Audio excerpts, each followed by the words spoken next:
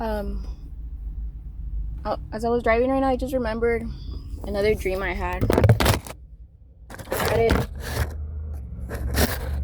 I don't know if it was yesterday or the day before, but it was another dream about witchcraft. I was gonna write it down, but I didn't. I should have wrote it down. But the point was that there was a woman who was coming after me in my dream, and she was like my fake friend.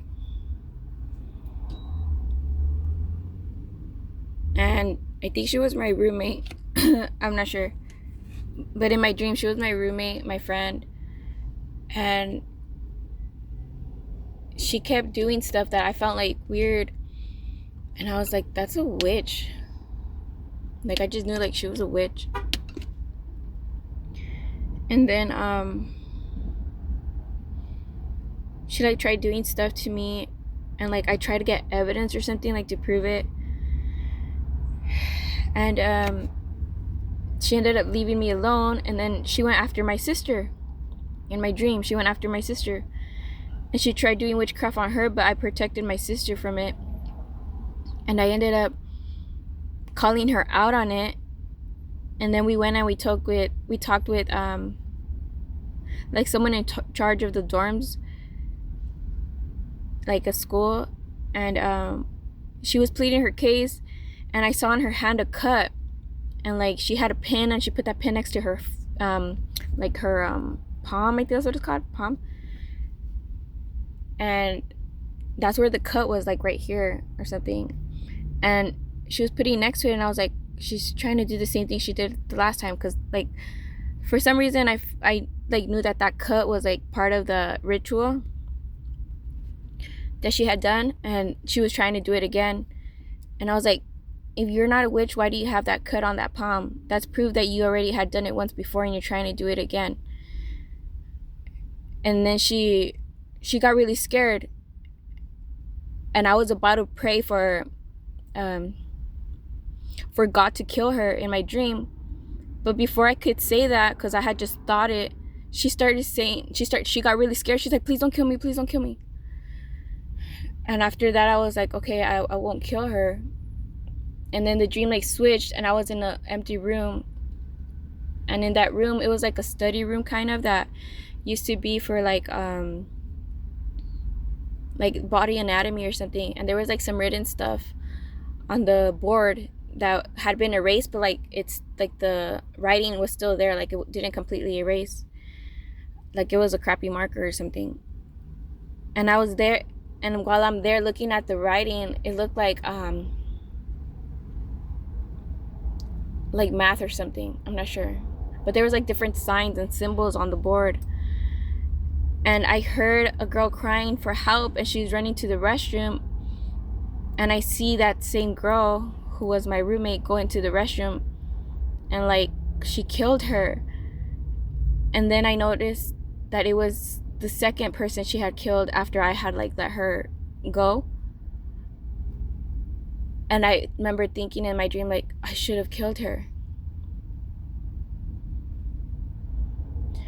And the reason why I was thinking about that dream right now was because of the fact that today when I went to the restroom, I had the guy stuff come out of me again, right? And this from my neck, and me spitting it out and all that stuff. And I woke up, I don't know if it was today or yesterday. I think it was, I don't know, it was one of those days that I had that dream. But the same day I had that dream, when I woke up in my car smelled like a guy. He had used the same shampoo I had used, but it smelled like a guy. Like, I don't know how to describe it.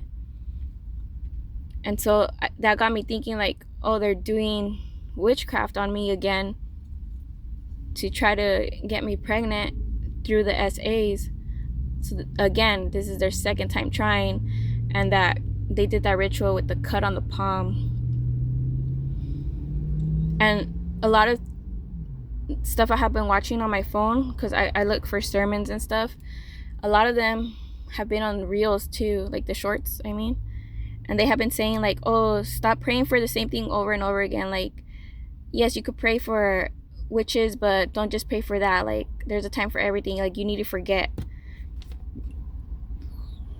And I feel like that was the devil telling me, like, don't pray over witches, and stop praying for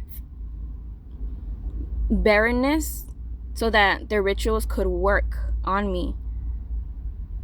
And it just all clicked right now. So I was like, no, I'm gonna keep praying for barrenness, because I'm not having any kids from any demonic being, from any rituals, from any SA.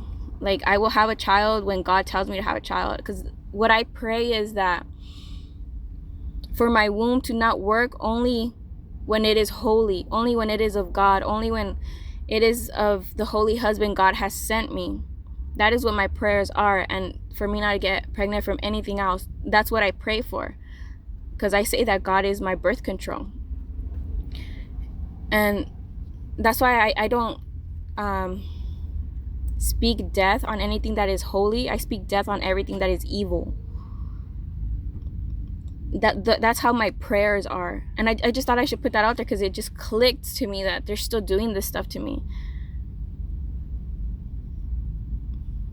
It's so disgusting. I'm so disgusted with people not changing.